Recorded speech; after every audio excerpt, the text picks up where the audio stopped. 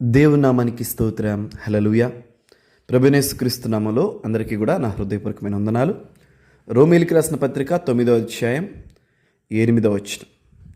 అనగా శరీర సంబంధులైన పిల్లలు దేవుని పిల్లలు కారు, కానీ వాగ్దాన సంబంధులైన పిల్లలు సంతానమని ఎంచబడుదురు. ఆమేన్. హల్లెలూయా. చూడండి దేవుని వాక్యాన్ని. ఇది నానా క్రైస్తవులు అని పేరు పెట్టుకున్నంత మాత్రాన, దేవుని వాక్యాన్ని తెలుసు, బైబిల్ గ్రంథం మాకుంది, మేము సంఘానికి వెళ్తున్నాం అన్నంత మాత్రాన అందరూ పిల్లలు కాదు. శరీర సంబంధులైన వారు అందరూ పిల్లలు కాదు. మా అమ్మా నాన్న ప్రార్థన, సో అందుకని మేము కూడా ప్రార్థన. నో, ఆ లెక్కన అబ్రహాము యొక్క సంతానం ఇప్పుడు ఏమనుకోవాలి అనుకున్నారు కూడా ఒకసారి యేసుప్రభు ఎదుట. మా తండ్రి అబ్రహాము, మేమెవరికి దాసులుగా లేము అని చెప్పేసి యేసుప్రభు ఎదుట అంటే, ఆ యూదులతో యేసుప్రభు ఏమన్నారంటే, అబ్రహాము సంతానమైనంత మాత్రాన అందరూ పిల్లలు కారు. విశ్వాస సంబంధులే అబ్రహాము పిల్లలు, శరీర సంబంధులైన పిల్లలు కారు.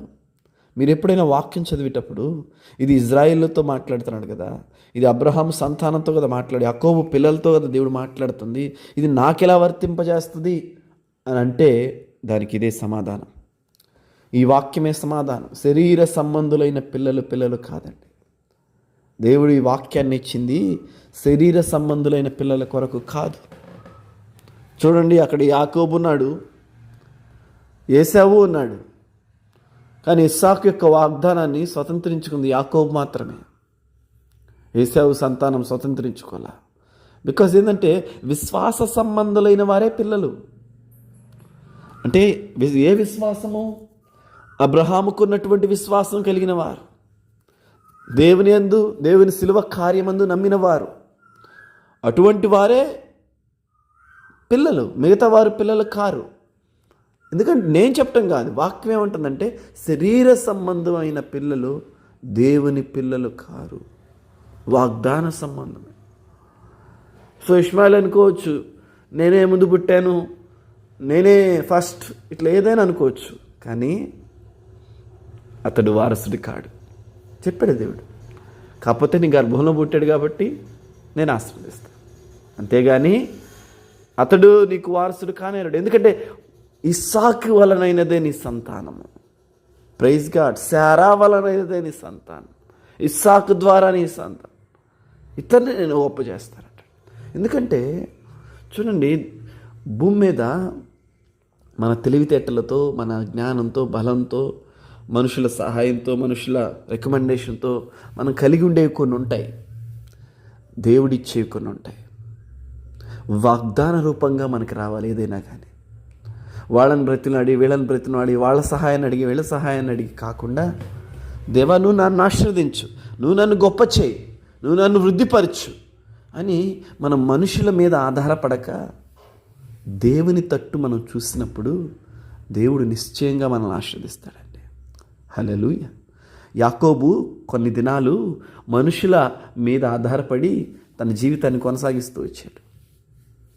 అయితే తన సొంత జ్ఞానాన్ని నమ్ముకుంటూ వచ్చాడు. ఒక స్టేజ్ వచ్చేసింది, ఆయనకి అర్థమైంది ఏంటంటే, ఇది నన్ను దీవించాల్సింది దేవుడు, నా జ్ఞానమో నా మనుషుల తెలివితేటలో ఇంకా ఇవిరేమి కాదు, మనుషులు కాదు అని ఆయన ఒప్పించబడి ఒక రాత్రి మగసిరిగలవాడై దేవుని సంధిలో పోరాడాడు. ప్రభువా నన్ను ఆశీర్వదించు. హల్లెలూయా. దేవునికి స్తోత్రం. సో వాగ్దాన రూపంగా వచ్చే ఆశీర్వాదాలు మీ జీవితంలో ఉంటాయండి. వాటి కొరకే ఎదురు చూడండి. మనుష్యుల రూపంగా వచ్చేవి తాత్కాలికమైనవి, అవి అస్థిరమైనవి. So wait for the promises, wait for the promises. వాగ్దాన రూపక సంబంధమైనవి. అబ్రహాము శరీర సంబంధమైన వాటి కొరకు కొంచెం ఒక క్షణం తొందరపడ్డాడు, కానీ దేవుడు గద్దించి, నిందారహితుడిగా జీవించి అబ్రహాం అని చెప్పి, నేనిస్తా నీకు వాగ్దాన రూపకంగా అని వాగ్దాన సంబంధమైన ఇస్సాకుని అబ్రహాంకు దేవుడిచ్చాడు. ఈ ఉదయకాల సమయంలో కూడా దేవుడిచ్చేవి స్థిరమైనవండి. వాటి కొరకు మీరందరూ కూడా ఎదురు చూడండి. వాగ్దాన రూపకమైన ఆశీర్వాదాన్ని దేవుడు నిశ్చయంగా మీ జీవితాల్లో అనుగ్రహిస్తాడు. Amen. God bless you all.